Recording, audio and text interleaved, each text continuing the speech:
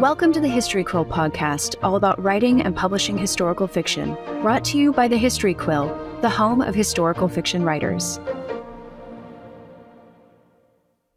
Hello and welcome to this month's episode of the History Quill podcast, brought to you by the History Quill, the home of historical fiction writers. And I'm here with my lovely co-host, Julia Kelly. Julia, how are you? I am very well. I'm actually pretty excited because I feel like ever since this podcast started, I've been telling you about these books that I've been writing, these books that I've been editing. The last book went off. Its developmental edits went off as of recording this the week before this recording. So I am looking to the future and I'm looking at writing something new, and I'm very much enjoying the process of figuring out what that's going to be. So it's been fun. It's felt very refreshing. How about you? Yeah, that sounds good. I think I'm in a similar place in that I think I ended last year feeling a little bit frustrated with a few things. So I sort of turned the page this year and have brought a different attitude to it, different approach, and opened up my mind to different ideas. And I'm actually having quite a sort of fruitful time in terms of new ideas and ideas that I'm pulling together for the next novels that I'm going to write. So altogether, I'm in a good place, I would say. Wonderful. I love it when the creativity starts and it starts feeling productive as well at the same time. It's a good place to be in. Absolutely. Well, today we're going to do something a little bit different. We have not a historical fiction author as our guest, but we in fact have a guy called Steve Dacus, who is the founder and CEO of an organization called the Research Arsenal, which is a historical archive primarily focused on the American Civil War. But essentially, he's been busy digitalizing all the resources, letters, photos, official sort of technical reports, and all kinds of stuff that makes for an incredibly rich resource for anyone who wants to look back into the past and whether tell actual history or historical fiction as well. So it's going to be really interesting, I think, chatting to him about everything archival. So shall we get into it? Yeah, let's go.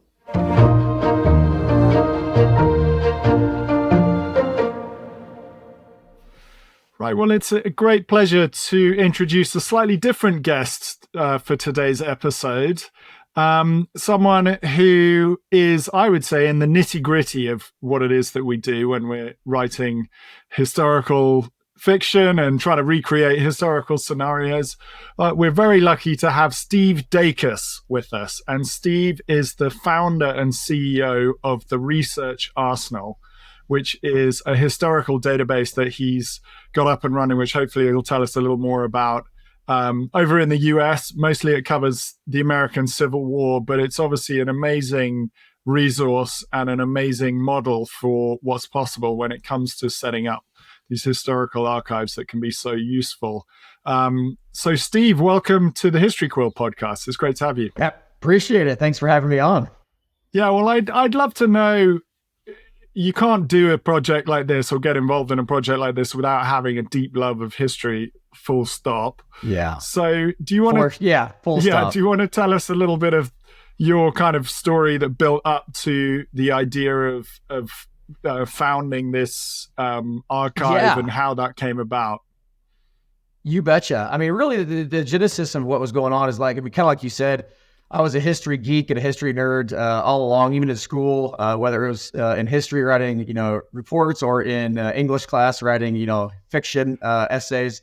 It'd always be in the genre of a historical setting, And I took, for whatever reason, I took to the American Civil War as it is a niche type, I guess framework of what I was interested in.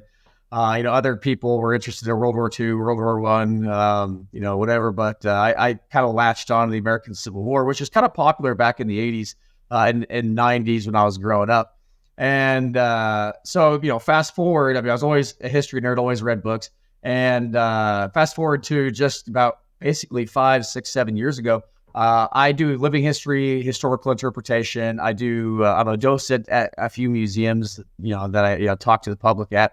And, the history geeks in us, we always see things on the internet and like save photos and put them in folders, right? Like, oh, that's a cool photo. I save in a folder. Or I come across a really cool reference that I want to put into an article. And so I put that as a, I save that or bookmark that. And my friends and I were all talking, and like, especially at this point in our lives, we have like a million different folders with a million different photos in there labeled, and I can't find what I want to, look for. And in my head, I'm like, there has to be a database that I could just like search like a specific photo, like, especially trying to describe in an article, I was trying to describe how soldiers wore clothing in a very, I was kind of making fun of how modern kids wear, actually when I was growing up, wear their brims, flat brim, turned up, off to the side, kind of all weird. I was going to make an article that basically says they did that 150 years ago in the U.S., and I couldn't find this specific photo I was looking for, and I knew I saved it in one of my folders. And so I said, man, there has to be a database somewhere that just you can type in keywords and it pops up, right? And there's not. There's nothing. And fast forward to trying to research linguistic, period language. Again, trying to talk about or bring in certain verbs or words that obviously have died out in our modern lingo today. In my head, I'm thinking, man, there has to be a database of thousands of letters that people wrote home that we can keyword search, and I can search for the word Mississippi or search for the word whatever it is, and figure out how often it was used and the context of how those words were used, and kind of look and see from mid 19th century to later 19th century if those words died out or not, right? And again, no, there's nothing. And as a researcher, I was like, I'm not the only guy who wanted this or who wants this. And so I realized there's nothing out there. And long story short, or short story long, friends and I got together and we just started compiling every image we could. We got partnerships with some national databases and national archives, like the Library of Congress, that has one of the largest collections of Civil War photos out there. And what our specialty is we take those photos and keywords, tag everything in the image. And so now we have a database that we can search and look and research kind of the material culture of the Civil War. And I understand this is, and it's a niche, but there's a lot of people who are really interested. And one of the things that people kind of confuse us on is they say, oh yeah, you're just another ancestry or another genealogy side. And actually, that's not the furthest from the truth. Our focus is on the material culture and the culture of the time period. And so whether it's the, thousands of searchable photos that are keyword searchable, or the letters that are keyword searchable, or, ordnance returns, or, letters that actually specify what regiments were issued specific, for us that get in the nitty gritty. One of the things that kind of culminated, I'll stop talking here. One of the things that kind of culminated is a German author kind of got with us and said, hey, this is awesome, because he was able to research. He found an ordnance returns from one of the regiments he was, framing his writing in, and he was able to put, those details of what that soldier would have been carrying, how many cartridge boxes and how many rounds of ammunition he had, because he had that document that issued that. And it's those details that really separate out, subpar writing from the nitty gritty, from the things that really latch on to people, and that was the genesis of everything. Yeah. So Steve, you're speaking my language here, because just yesterday, or rather the day before, I write primarily about World War II, and I focus on Britain. And so it's a really well documented time period with a lot of photographs and all these things, but simple things sometimes trip you up. Like I was searching and searching and searching, and it was the worst type of thing, because I had looked it up. I had found what I was looking for, but about 6 months ago. And so I was going back to try to reconfirm something. And stupidly, I didn't save whatever it was that I had used to confirm this. I was looking at how train times and locations and routes would have been displayed in Paddington Station in London during 1941. And I know I found it, and I cannot find it again. And no matter what I plug into Google, I just eventually I found something that I think gets me close enough and I can do a little bit of creative rewriting on the scene because I want to get it right, but I don't necessarily have a single place where I can go and put my hands on that information. So I love the idea of being able to keyword search, and obviously not my primary area, but I think it's a really fascinating approach to archives. And I'm also really curious because I do have a background in historical research and I was a journalist. So I'm used to digging around in archives. I'm used to going through material, trying to find these little details. But for writers who are sort of just starting out into historical fiction and they might find the idea of archival research intimidating, how do you kind of talk to them about approaching this and sort of making it a bit more accessible for those people? Yeah, no, actually, that was one of the other things that as my friends and I kind of got frustrated on is in order to find what we were looking for, we had to travel to different state archives, county archives, national archives, and no one has the time or the money to do that.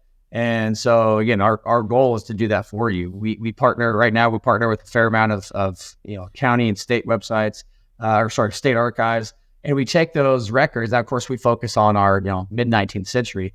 But we take those records, we transcribe them, we put them up for you for your reference. And you're right, like going to the archives, so for the first few times I went there, it's really intimidating because, as you don't know what do you do, what do you not do, what's okay, like culturally, like I'm not a researcher, but you figure it out. But man, those first few times you feel out of the water, but yeah, for sure. It feels like the sort of timing is right for this, that the technology, has sort of recently developed that this feels like a kind of tip of the spear, if you like, of things that could happen a lot across the archival world of the West, let's say, or in each different countries. Pick your topic, as it were. Obviously, the American Civil War is a hugely popular and rightly so interesting area of history for anyone living in America. Does it bring a different kind of a person because of the nature of the technology is there now that people are sort of bringing a different sort of mentality to it? And who are the kind of people that are using your stuff? Are they amateurs who's like great grandfather was involved, or so if I could get the age gap right, or is it like professional novelists or professional historians who are going, oh my gosh, this is gold. I wish you'd have done this 20 years ago, but this would now do.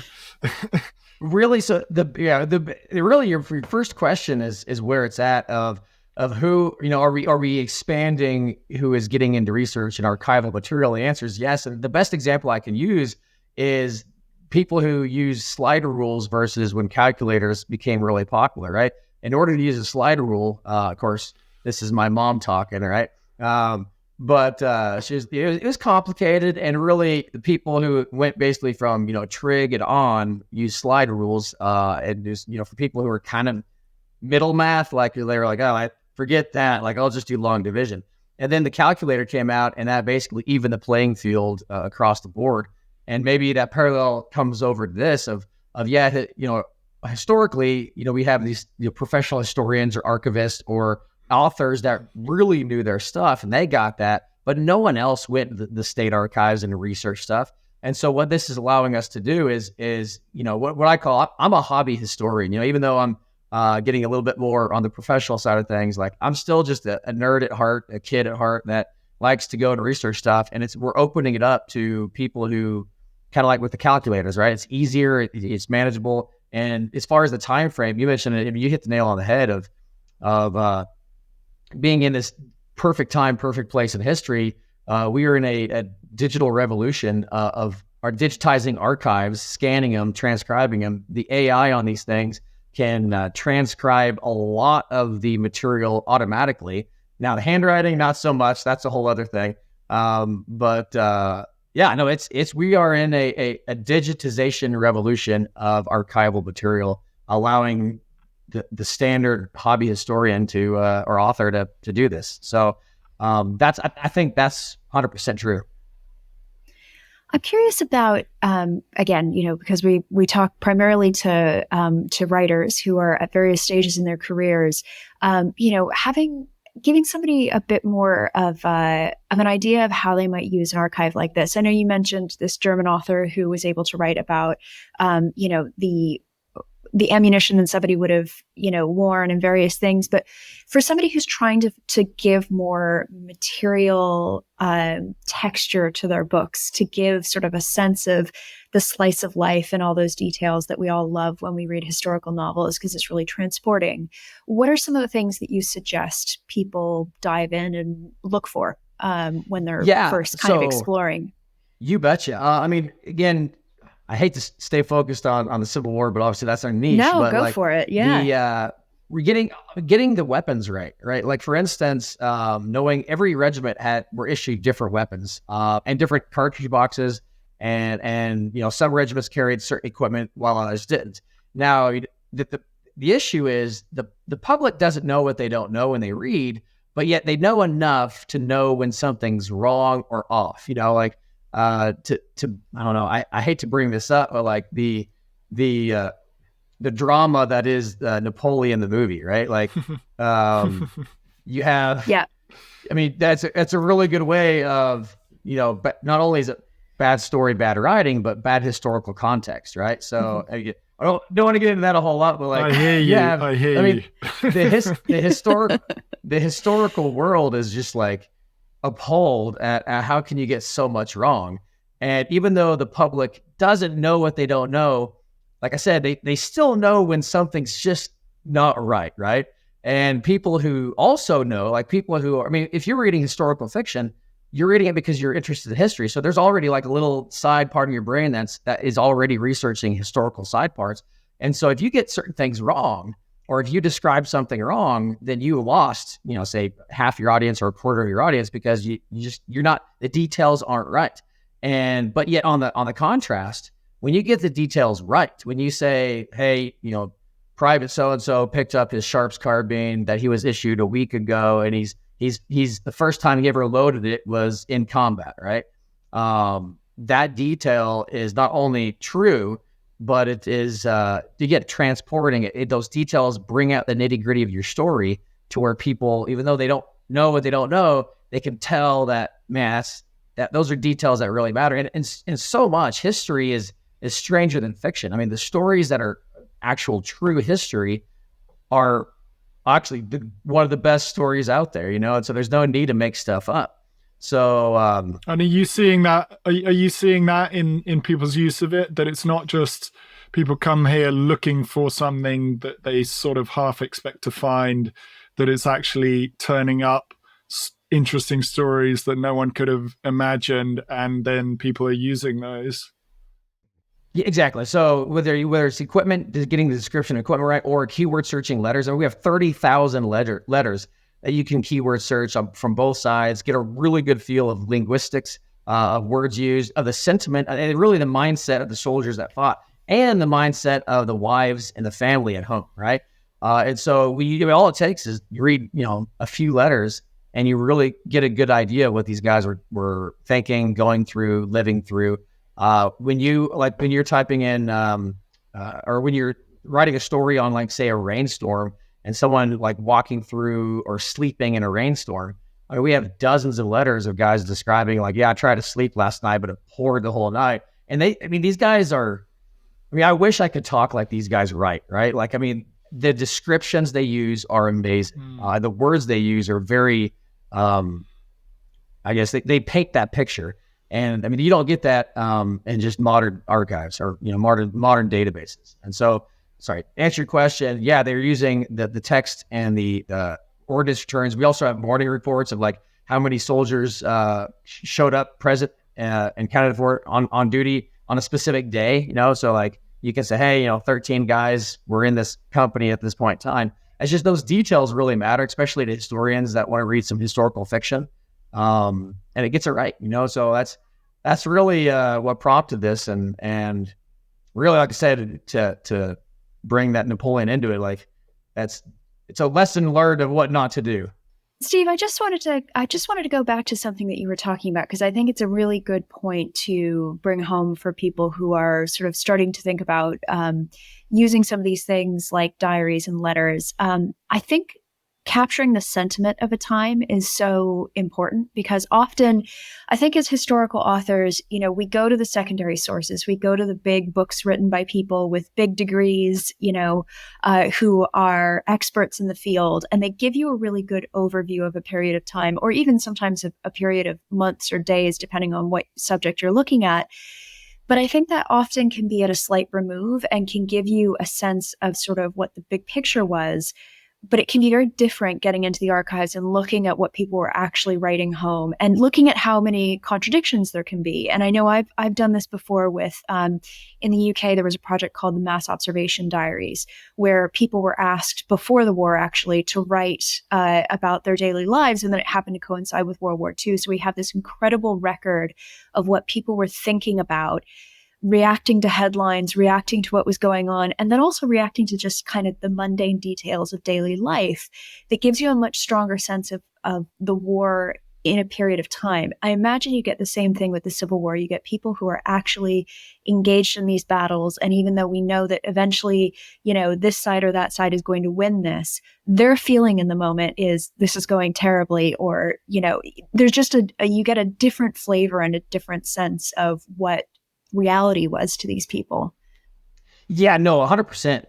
And it really kind of going along with that is you have, I mean, it's amazing what you can tell, because really history, unfortunately, history is washed out when you try to take it from the academic level to the high school level to the grade school level, or just the public level. It gets more and more and more washed out to where you just get these overgeneralized concepts. And when we were like transcribing a lot of these letters, it amazed me the sentiment of the northern soldiers versus the southern soldiers. I mean, you get the classic cliche of the northern, the Union fought for slavery and fought to preserve the Union, and then the Confederates fought for states' rights and to keep the right to preserve slavery. And you have that kind of overarching idea. And you read some of these soldiers that very clearly state why they're fighting, and neither one of those are why they say. It's really interesting, especially at the soldier level, not the commander, general, or president level, but at the individual soldier fighting. It is amazing how many soldiers are fighting for none of those reasons. Do you have a pretty even spread between the Confederate side and the Union side? Because I my impression was from the ordnance returns that they were federal ordnance returns, so that the records were better on their side, at least for that. Significantly. For the technical sort of records. But then in terms of the letters and the images, presumably, well, I don't know, maybe just it happens that it's spread one way rather than another, but I imagine you got a better shot of having a kind of balance there. No, actually, really good point. And this is what is frustrating in Civil War research in general, is there are very little Confederate records, period. Very few Confederate photos, very few Confederate letters, very few Confederate returns, very few Confederate anything. And really, like, to answer your question, like numerically, I would say the last time we checked, about 70% of our database was federal or Union, and that the other 30 or 25 whatever percent is Confederate. And it's just, unfortunately, there's so many records that are lost. After the South lost, before, actually, when they retreated out of Richmond during the war, they burned, buildings worth of documents. They burned so many documents were destroyed.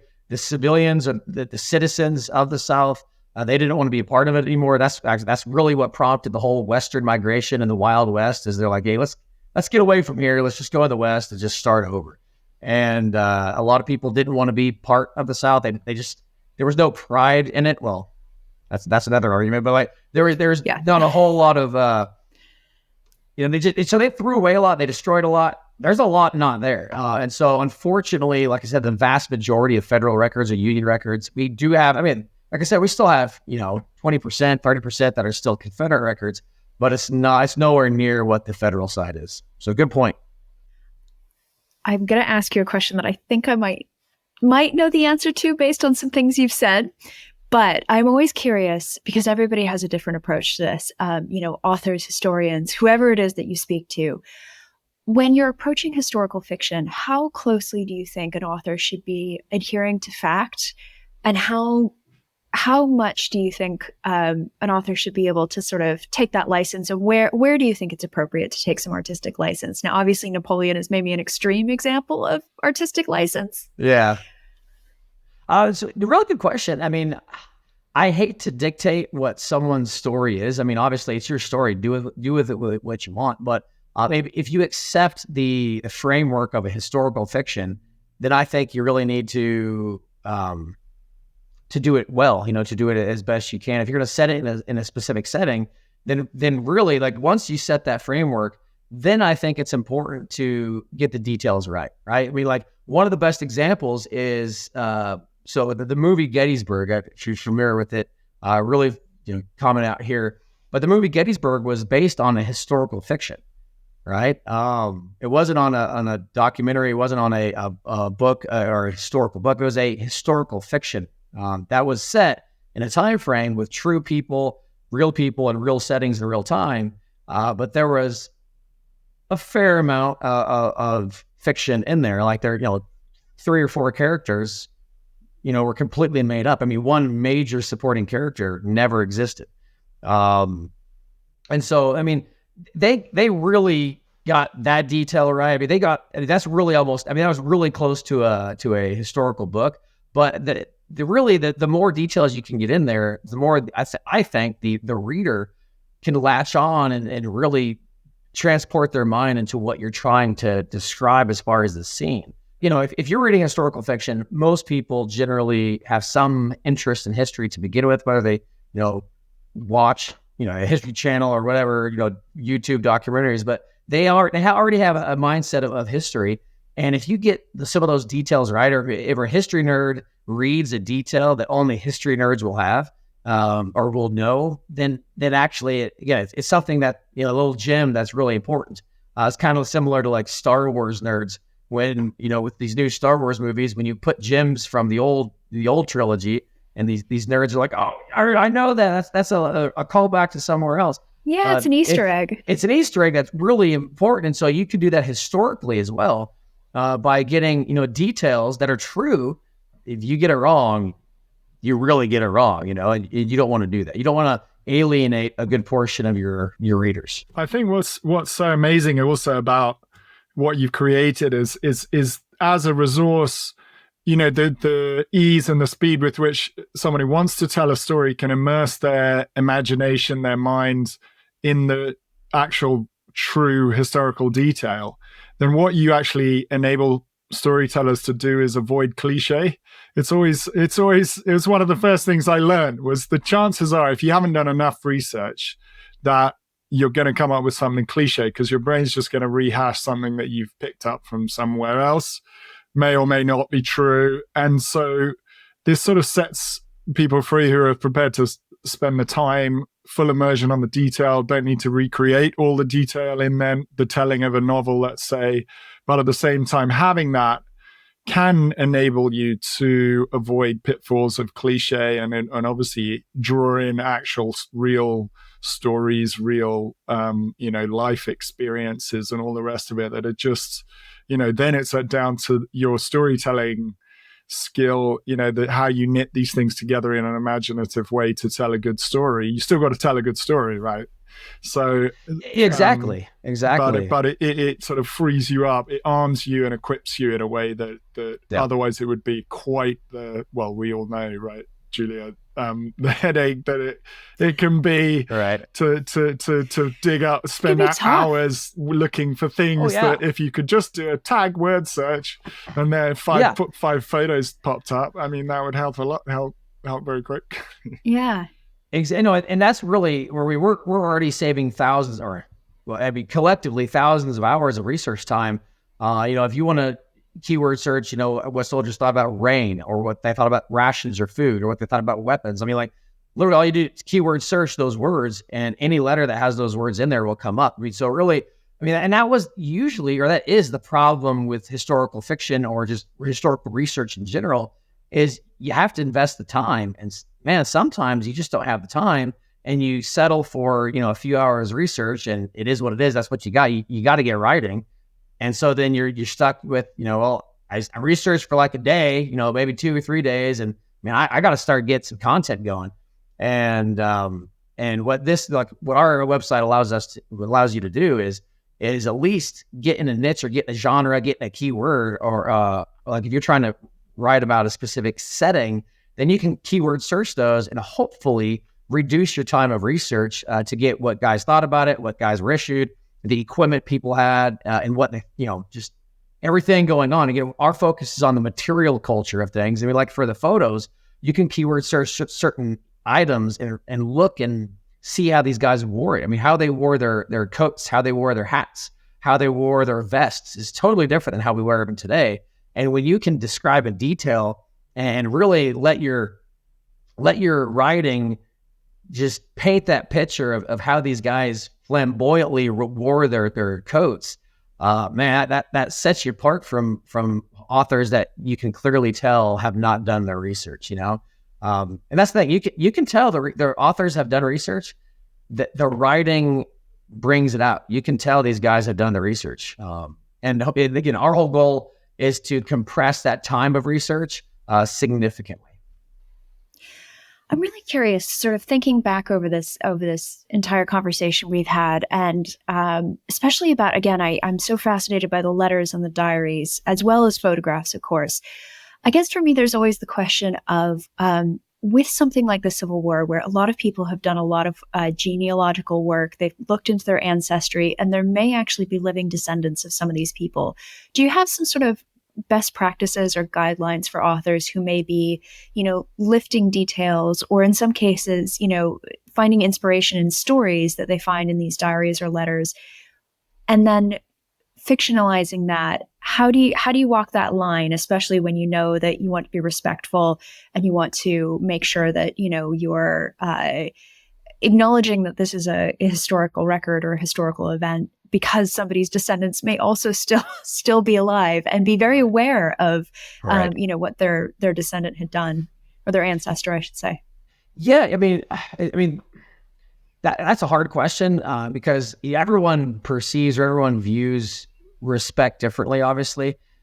But I mean, really, everyone that I'm in, the community that I'm in, people would love the story just to be told. We just had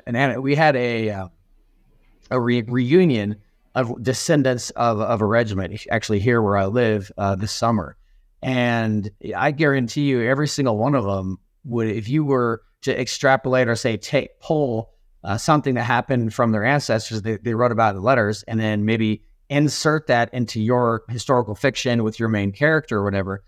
I think if you do it respectfully, then most people would be happy that story is told. I mean, that's the thing is the experiences these guys wrote about, the events that occurred, the events that they wrote about. They want our whole goal is just bringing the history alive, basically making it to where people don't forget, whether it's the Civil War or the, World War I or World War II, whatever it is. Like, these stories need to be told. People need to know about this stuff. And whether we do it through historical fiction, whether we do it through actual historical books, or whether we do it through movies or storytelling or YouTube, whatever, anytime, I think anytime you bring this out, acknowledge where it came from, Sure. in your writings or in your citations. But I think most people would be ecstatic to have a piece of their story told, even if it's in a fictional setting. Mm. You referenced my last question, because I know we're running a little bit low on time. We've had such an interesting conversation, but you touched on First World War, Second World War. Have you got any plans as a business, as an organization, to expand, take the model of what you've done here? I mean, is there a market for that, for taking what you've learned in how to set this sort of thing up and now take it off to another sort of sweet spot of history? Our original plan was to move forward with other genres. Obviously, we're going to probably stick on the American side of things, but Unfortunately, the Civil War is so vast and the documents are so numerous. I have a feeling we're going to be stuck here for the foreseeable future. So I mean, in a way that we're going to, I just predicting what's going to happen. Honestly, our goal we would love to do that. I mean, we have the framework; it's there. However, I bet someone will beat us to the punch. It's inevitable. I hope someone beats us to the punch on creating another database for each genre. I mean, like already you have Fold3 or Ancestry on the American side of things that have kind of done this, but they focus more on the person. They don't focus on I guess the material culture or the story itself, if you will. I mean, they kind of do, but not really. They still focus on the person. But I can see, number one, there is a need there. I mean, World War II is just exploding in popularity right now. I'm putting my plug in for World War II next. Yeah, Steve. right, Come on. exactly. So I am hoping, I'm willing to bet that someone's going to come out with something similar to what we have for World War II in the next few years. I hope so. I mean, if not, then we'll catch up, but it'll be a while. So I hope someone beats us to it. Well, speaking of, looking at where you are now and looking to the future, if people would like to follow along with what you're doing, and of course potentially use their Historycool membership to access the archive, where should their first stop be? Yeah, I mean, honestly, the easiest thing to do is just do researcharsenal.com. And our whole idea of the framework and the name is an arsenal of historical research, right? And just go to researcharsenal.com. You'll be able to see kind of our homepage, any FAQs, questions you may have, and then you can try a free subscription. And on the free subscription, we don't even ask for your credit card. Like that way, there's not even a chance that you might forget to cancel or whatever if you don't like it. And it's not for everyone. I mean, like I said, we just started, and even though we have hundreds of thousands of documents, it's still proportionally pretty small as far as the records we have. It doesn't have everything for everyone. And so that's why we recommend try a free trial, go through the searches, see if you can pull up anything. If something triggers or if something, is there that you find interesting, then you can get a monthly or annual subscription. But yeah, just go to researcharsenal.com and kind of surf around, see what you can find. It felt very reasonably priced, I have to say as well. It was like less than $100 a year if you're a serious researcher, and that's like a business cost. Plus, you get if you happen to be a member of the Historycool as well, then you get a discount. So, but that to me, I was like, gosh, the amount of things that go out the door in connection with my business, that seems like good value for money. It's reasonably priced. We want to attract as many people as possible. Try a free trial and go from there, Well, thank you so much, Steve. This has been just fantastic. Yeah, no, if you have any questions, anything like that, for your viewers or listeners, definitely have them, visit the website, ask questions. You can email us by the side contact form.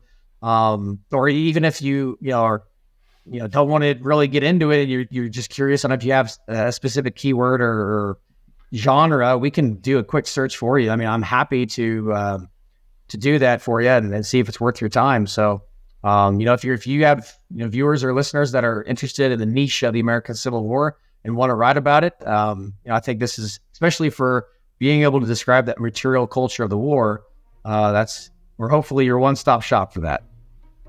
Sounds fantastic. Wonderful. Thank you so much, Steve. It's been fascinating and very different conversation that we've had with you. So thank you for that. Yeah, you bet. We appreciate it. Thanks for having us on.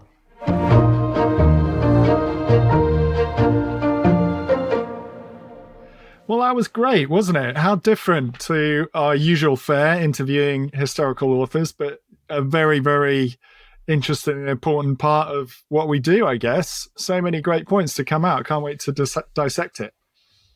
Yeah, I'm really excited to talk about this because archival research is a favorite of mine. But before we do that, I wanted to let you all know about a special bonus episode of the podcast that's available exclusively to our email subscribers. The episode is about how to succeed in historical fiction, and we're joined by two very accomplished historical fiction authors, Jill Paul and David Penny, who share with us all the ingredients to their success and how you can succeed in the genre as well. To get the bonus episode, go to thehistoryquill.com/bonus. You can find the link in our description or enter it into your browser. That's right. There's so much great advice and insight in that bonus episode, so do seek it out. You don't want to miss it if you're a historical fiction writer. Okay, then, back to Steve Dacus. Where should we start, Julia? My little nerdy historical researcher brain is pinging like crazy right here. First of all, thinking I really wish I had this for World War II. I really enjoyed that conversation because I enjoyed how much Steve focused on getting the material world that you're writing in right.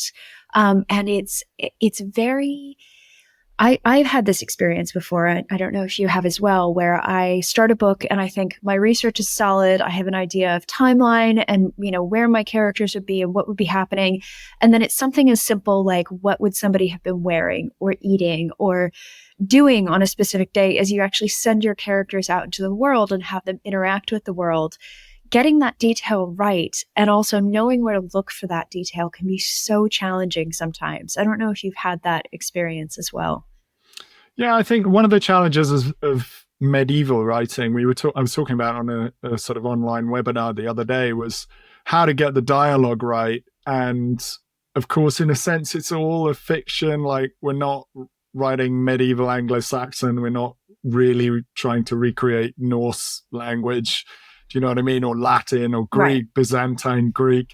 But you kind of try and give it the veneer of something a little bit archaic. So and of course, some people look at that and go, well, that's either it works really well or it doesn't work at all. Whereas I think the wonderful thing for me anyway about the idea of this thing, the American Civil War, is all the letters. I mean, it's not just, the letters, the material culture, the images, the actual technical detail of the ordnance and all of that.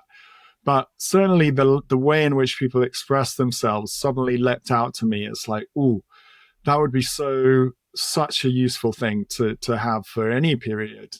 And, query whether people actually speak how they write.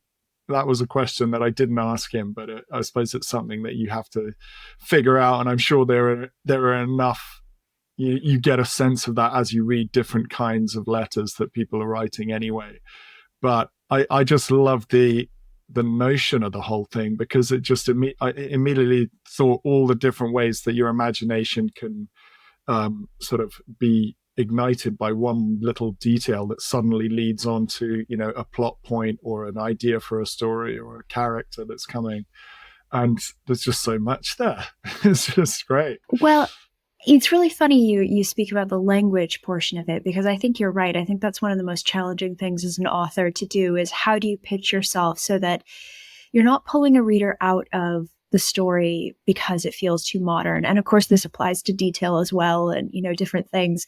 I once was at a talk given by Graham McCrae Burnett, who wrote Case Study, which is a phenomenal book. He's a wonderful writer, but he talked about going back into the archives and looking at women's magazines from the 1960s to get a sense of how this character would have spoken and how she would have thought about herself and how she would approach life and express that. And I thought that was a really wonderful way of showing how archives can be so valuable.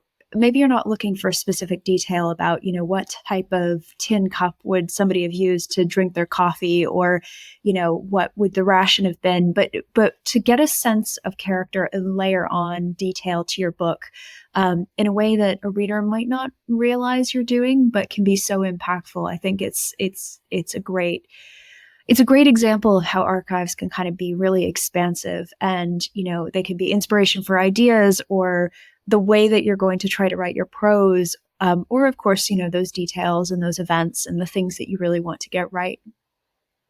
Yeah. And I guess your worlds are, there are bigger archives and there are bigger Yes. databases. And for the kind of thing that I do, you tend to get, a big, let's say a Viking exhibition at the British Museum, and you go around and you look at all the material culture, and that's helpful. And then you might go off to a library and find some sort of source material of old sagas that are still there that someone's translated, and da, da, da. But it's quite rare that it all comes together.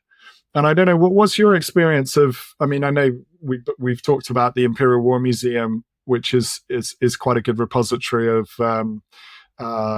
material information for you. Does it work anything close to what he's describing, or is what's the sort of level of frustration in terms of your dial when you're dealing with that? It's really funny that there are certain things that will really trip me up sometimes. So the Imperial War Museum for World War II British historical authors is fantastic because they have a digital collection. A lot of it is keyworded, not necessarily to the detail that he's talking about. And of course, this is more images or objects that have been photographed as opposed to letters, diaries, things like that. So you do have to go digging around in a few different sources, in my experience. But it's funny the things that will trip me up. So for instance, the cost of things can be sometimes very difficult to find, depending on what it is that you're looking for. So I was able the other day to find out the cost of a pint in 1942. Super helpful. It's a tiny detail that I'm the only person who's going to care about, but it helps. And it means that, I'm saying it was 9 shilling or not even shillings, 9 pennies rather than 9 pence rather than, £1.25, which decimalization and everything hadn't come in yet, but for all intents and purposes, let's just use it as an example. So it can give some accuracy and some detail there. But then I think what becomes more challenging is when you're trying to find things like advertisements, shop names, telephone exchanges. I find really hard. What movies we're playing, and that's where you really have to go in and either look at photographs or you have to look at, newspaper listings. And then in that case, you need to know where to go. And so some of that is just gaining the experience. My advice for people when they first start sort of mucking around in archives is to make friends with a librarian because they can kind of walk you through the system because every archive has a slightly different system. So what's amazing about something like this is it's kind of taking all of that, putting it in one place and making it at home, inexpensive, and powered by keyword searches as opposed to powered by, okay, that the index for this archive says that there's this box that has this set of letters in it, and then you need to physically go or convince somebody to photocopy stuff for you. And it can be a very long and very arduous process because, of course, a lot of the historical record is not digitized yet. It's better than it was. Trust me, it's better than it was. But it's not always as straightforward as you think it's going to be. And for me, sometimes little things can trip me up because it just is more difficult to get your hands on that information than you would think. Do you go there and find stories in the course of your research, or do you sort of have a pretty clear idea of what you're looking for, in terms of detail or sort of color around a story that already exists in your head? So I think the dream for me is that I get to go to, Kew and the National Archive here and just open up some boxes and order some stuff and just spend a couple of weeks figuring out what's there. It's never worked like that for me. It's always been, and I think this is partially probably because I was coming from working a day job and writing at the same time. And then, writing under contract as a full-time author. I haven't always had that luxury of time. I wish I had. So most of the time what I'm doing is I'm at the beginning of my research, I'm trying to figure out what the book is going to be about, trying to establish a sense of when things happened, how they happened, who a character might have been. And that's sort of the first level of research for me. And then it's the sort of, okay, you have to set your character off into the world and they're going to encounter stuff and they're going to do stuff and they're going to eat stuff and wear stuff. And what is that stuff? And filling that, understanding how life would have worked during that period of time. You can get some of it from history books, especially ones that are about social history. And as he was saying, material culture. but I have often found that what I end up doing is going back and I put a little TK in my manuscript, which I think has a Latin name, but it basically means to come, detail to come later.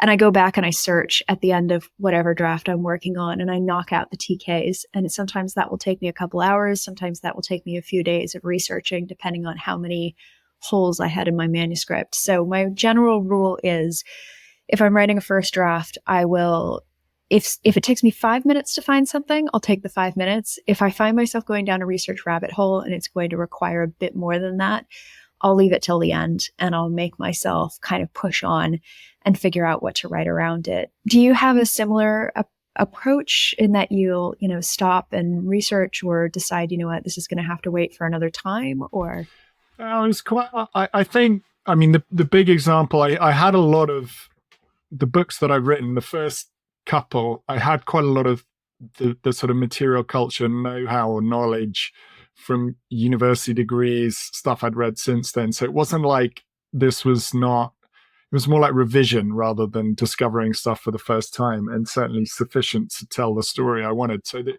was really in the third book where I went down into the Byzantine Empire, which I knew nothing about from the beginning, was the sort of example of, oh, I need to now know a lot more than I do. Yeah. So there was quite a bit of background reading leading into it, but then I was surprised how I could kind of get by with, as I'm going along, dipping into here, finding a source about, the Byzantine Navy, for example, or this kind of, the bureaucracy is a big thing in the way that Byzantines organize themselves, stuff like that.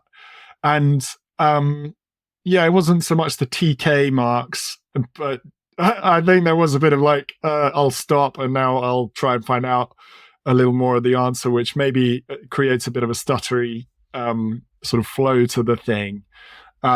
It's interesting, isn't it? How you can't know everything before you set out, but and as he was saying, and you just said, it's a business. Along comes the next book. You've got to be efficient. You want to be more efficient. So tools like the thing that Steve's created is just seems like gold dust in terms of, and hopefully it is the future in terms of where at least your area. But even there's no reason why further periods further back couldn't also digitalize stuff that's available, resources that are available, and things like that. I thought it was interesting. I don't know, we've got a little bit more time maybe to discuss, but one of the things that occurred to me that I think you found interesting was about if you've got ancestors or people connected with historical characters or actual historical people, what's your responsibility to them? And his response was like, basically people just like having their story told. And I think there is some truth in that. And I'll give you an example, because my mother actually on her mother's side is American and from Boston. And only recently did she discover that her family goes all the way back to some of the early Pilgrim Fathers. So a guy called John Wheelwright, who was actually a quite well-known character in those sort of early communities around Boston, in Massachusetts anyway. And he doesn't sound like the most appealing character. He was mates with Oliver. He was mates with Oliver Cromwell. I imagine he was quite a staunch Puritan, and maybe a difficult man. And certainly there were stories connected with his life that meant he got put into exile, basically, because he was causing trouble within the community. But in no way does that impinge on my desire to hear his story told. You don't need to know that he was a wonderfully likable person, or that his daughter, I think, got kidnapped by Indians and all kinds of interesting things come out which say nothing really about whether this is a good or a bad person. You just are genuinely interested. There's enough distance often that you just want to know what happened, and does it make a good story. So I thought that was sort of flesh on the bones of what you guys were talking about. Yeah, I think it's tricky also. Everybody has a different feeling about these things. And obviously certain subjects are much more emotional or taboo or difficult than others. And so I think as an author, you kind of have to balance out what you're doing. I think also, I will be the first to put my hand up and say I've never written a sort of biographical novel of anybody. So I haven't taken a famous figure and fictionalized their life. And I think that that can be a very different prospect, because that can be highly well documented if they're famous enough to have, enough material around them that you're going to write this story. There can be some different conflicting things from descendants. I did really like what he had to say about the importance of obviously giving credit and acknowledging, where things come from. And I feel that very strongly if I use a historian's work in, researching and inspiration for my book. I try to make sure that I'm, bringing to the forefront the fact that this book was a really important source, or if there's a family story behind whatever it is that I've written about, if it's inspired, and I've done that a few times, kind of drawn inspiration from real life without actually writing the real story itself, very much writing a fictionalized version. I think that, you sort of have to weigh your comfort. And then in some cases, in the cases of descendants that can be contacted, I know of authors who absolutely have, reached out to important figures in World War II and said, I'm really interested in writing about your grandmother or your great grandmother, and sort of figured out a way to work with the family if the family has been open to that. And I think that that's a really interesting approach to it, because in that case, sometimes you can get into personal archives and things that haven't necessarily been seen by the public before. So every book is different, and every figure is different. But I do think it's an interesting question to ask yourself as you go through and look at archives and potentially draw some stories from real life. Yeah, that's really interesting. Really interesting. Well, I mean, if ever I have a flicker of an idea for an American Civil War novel, I know. I'll be straight off to the research arsenal. You'll know where to go. I suppose we should mention that you get a discount if you are one of the History Quill email subscribers. You get a 15% discount with the Research Arsenal and a 20% discount for the History Quill members. So that's worth bearing in mind. So anyway, that's it, I think, for this episode. It's been different. It's been interesting. It's been quite challenging in terms of, his sort of commitment to authenticity, I think, was quite a challenge, wasn't it? Yeah, and a good one to think about. Yeah. Absolutely. Cool. Well, that concludes this episode of the History Quill podcast. Before we go, I wanted to remind you to head over to thehistoryquill.com/bonus to get our bonus episode on how to succeed in historical fiction, featuring guest authors Jill Paul and David Penny. It's essential listening for any historical fiction writer, so make sure you check it out. You can find the link in the description or enter it into your browser. And of course, wherever you're listening to this podcast, make sure you like, subscribe, and leave us a comment or a review. Thank you so much for listening, and we will see you next time.